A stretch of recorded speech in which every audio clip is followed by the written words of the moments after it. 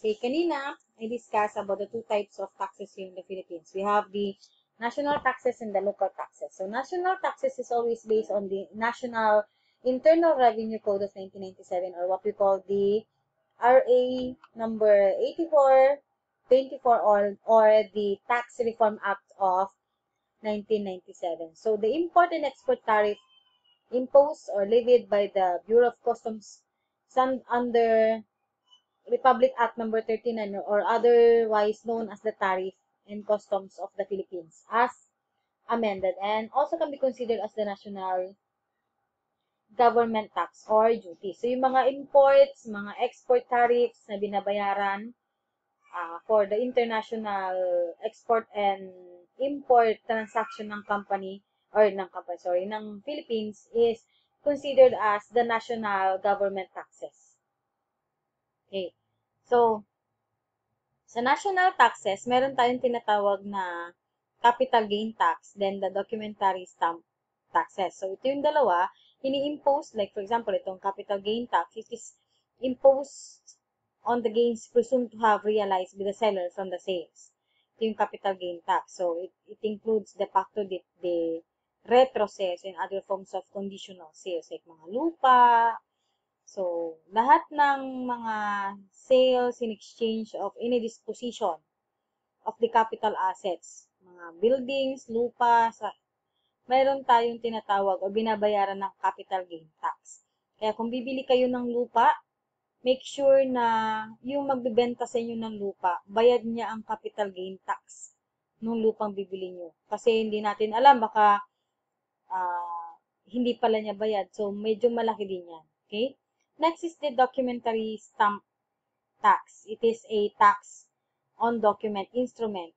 So, loan agreement and paper evidencing. So, yung mga documentary stamps na nabibili natin like mga promissory notes, deed of sales, meron yan. So, binabayaran natin yan from the BIR din. Meron yung dinidikit. Okay? Next is the donor's tax. Yung mga other types of national taxes. Okay, so donor's tax. It is a condonation tax or donation or gift.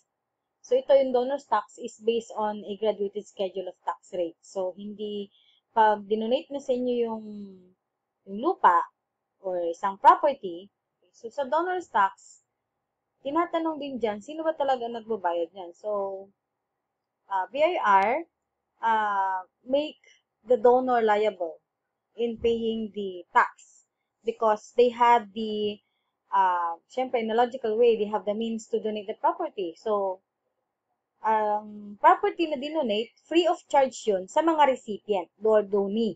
Na tinatawag natin, donee or the recipient. Free of charge yan. But, the donor has to pay the tax. It's either a progressive rate of 2 to 15% or 30%. Depende sa kung ano yung dinonate niya. Okay?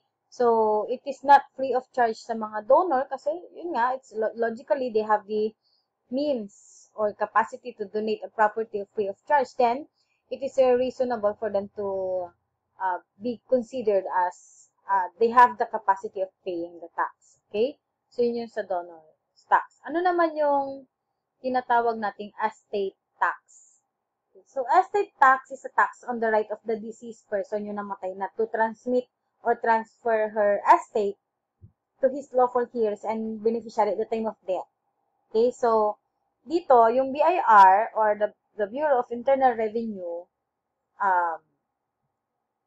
considering estate tax as not a property tax, but it is imposed on transferring the asset when the owner dies. So, example nyan, for example, kasi may kakilala ako, mayroon silang tito who has 10 million na ipon sa bangko. So, yung ipon niya na yon, kukunin ng mga heirs niya o yung mga beneficiaries niya kasi wala rin siya anak. So, most of them are mga pamangkin. So, hindi nila makuha yung pera na yon until they pay the 20% of the estate tax na tinatawag doon sa kayamanan nung kanilang tito. So, yung 10 million na yon makukuha nila if they pay the amount of 20% of the amount. Daw. Yun ang sabi nila. 20% of the amount. Kasi malaki. Pero, ang BIR kasi, they are offering at least 5 to 20%. So, sa case nila, since 10 million, the family has to pay the estate tax na 20% of the 10 million. So, ang 20% niya is 2 million. So, hindi pwedeng ibawas from the 10 million para makuha nila yung 8 million. They have to pay first the 2 million bago nila makuha yung remaining 8 million na pera nung namatay nilang kamag-anak. Kasi they are the only beneficiary of that money kasi.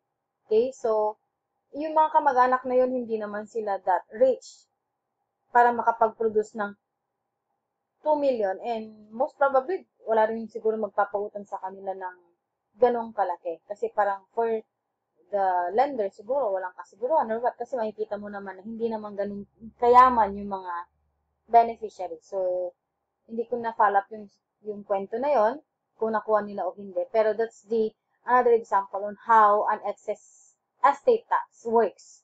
Okay? Lalo na pag nag-ipon yung isang sa bangko. Imagine that, inipon ng kanilang kamag-anak pero hindi nila makuha. Hindi mapakinabangan kasi they have to pay first the excess estate tax. And estate tax is not considered by the BIR as property tax kasi yun yung ini-impose nila yon or nililevy nila yon on transferring the asset when the owner dies. Okay, next natin, another example of a national tax is an income tax. So, from the word itself, income, so it comes from person's income from the business or profit arising from the property or the practice of professions or anything na in conduct of business or trade. Okay, so of a particular item, so that is from gross income specified in the tax code of 1997 as amended, so less the deduction, kung ilan yung deducted income tax rate, then yun yung ibabawas nila. So, kami, na mga nag-work, may mga binabawas sa amin naman is withholding tax naman siya. Okay, so mga businesses naman, yun yung income tax. So, from the gross income you have, ima-minus nyo yung tax rate from the government. Sabi ko nga kanina, na hindi lahat ng mga businesses pare-pareho yan ng mga taxes na binabawas. It depends upon the allocated amount ceiling nung sa BIR, kung ilan yung babayaran mo lang specific tax, kung less than 100,000, kung ilang tax yun. So, meron tayo dyan online kung magkano yung mga taxes rate na allocated ng government for particular businesses. So, equally distributed naman siya and equally imposed naman to a different kind of businesses. So, depende yan sa mga business. Okay? Next natin is the percentage tax. Okay, so sa percentage tax is a business tax imposed on person or entity who sell or lease goods. So ito yung VAT registered taxes. Okay, so VAT registered taxpayers pala. Okay. So sa percentage tax naman, yan yung mga binabayaran ng mga businesses who has annual sales not exceeding 3 million and is not VAT registered taxpayer. So, yung mga, di ba, naalala nyo, yung mga online sellers, pinaregister nila. So, automatically, pag na-register na yun, automatic din sa BIR, i-register siya. So, kung walang mga income na higher than 3 million, etc., they will be paying the percentage tax lang. Depende sa kung magkano yung kinita nila buong taon. So, they are obliged to pay the percentage tax. Kaya, karamihan din sa mga online sellers at mga home-based sellers, hindi sila masyado nagre-register because iniiwasan nila yung mga taxes na ganyan. But it's our obligation to pay a certain tax. And since hindi naman natin kaya yung pagkalaki-laki, the government allocate the different way on how to accumulate taxes from the small businesses who earns lower than 3 million a year. Okay, so another national taxes is the value-added tax o yung VAT. So, naririnig na natin yung sa VAT. Lahat ng commodities natin, lahat ng mga kinakain natin, etc. Lahat ng from your dress to everything, may VAT yan. So, yun yung isa sa mga national taxes. Next is the excise tax. Gaya na-explain ko kanina, it's more on added tax for those companies who uses mga fuel or gasoline, mga ganun, for for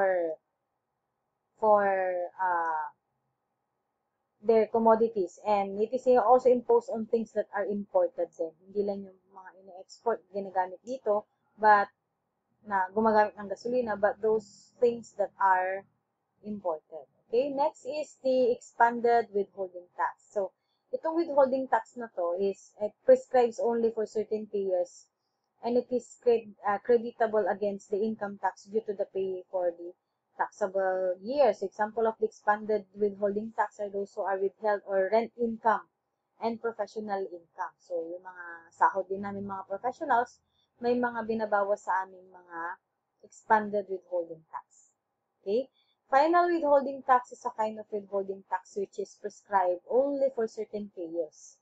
So, example naman ito is the tax withheld by bank on the interest earned on bank deposits. So, ito yung mga tax na binabayaran ng mga depositors kung kumikita yung kanilang mga investment doon. So, kung mapapansin ninyo, kung nag-invest kayo kung meron kayong bank book, may binabawas doon na particular tax. Nililista din doon. Okay? Next natin is, we will be dealing with the local taxes. So, the local government taxation in the Philippines are based on Republic Act 7160 or the Local Government Code of the 1991. It was also amended. So, these taxes, fees and charges are imposed by the local government in order for them to have pondo. Then, diba? They are given the power to levy or impose such taxes by the code. Okay? So, for example, sa mga barangay ninyo, kung may mga businesses kayo, nagbabayad kayo ng mga barangay permits. So, yun yung mga different, pwede nyo may consider na under taxes din. And sa atin naman, sa munisipyo or sa cities, mayroon silang tinatawag na municipal tax or city tax na tinatawag din nila. May mga certain percentage din yan. And it was, they are given the power to impose such taxes according to the code, which is the Local Government Code of 1991. Okay, so examples of a local taxes na binabayaran natin are taxes on transfer for real property ownership. So, ito yung pag nag-donate kayo or nag-barter kayo or you have transferring the ownership, may mga binabayaran tayo at kasama na dun yung mga taxes, real property tax na tinatawag, okay? So, ako, nung bumili ako ng bahay, every year, nagbabayad ako ng real property tax sa munisipyo. Pero, maliit din lang kasi hindi naman din malaki yung nabili kong lupa. So, ganun yun. So, yung real property tax na yun, instead na ibayad mo siya sa BIR, it was paid doon sa munisipyo kung saan nakalocate yung property mo. Kasi, they are given the power to levy or impose such tax activity. Okay? Next natin is tax on business of printing and publication. So, tax on the business of person engaged in the printing, mayroon silang binabayarang mga taxes. So, pag halimbawa may business ka, tapos magpapatayo ka mag-register ka, automatic yun na the BIR and the local government will also be requiring you to have your own receipt. I-check din nila yan. So, yung receipt na yun, may mga corresponding taxes din yun sa mga nag-iimprenta ng mga resibo nyo na binabayaran. Okay? Next is the franchise tax. Okay? Sa franchise tax naman, they are having at least 50% of the 1% of the gross annual receipt nila. So, yung, halimbawa, may mga businesses na gusto magtayo dun sa lugar. So, they have this franchise tax na binabayaran sa munisipyo, which is 1%.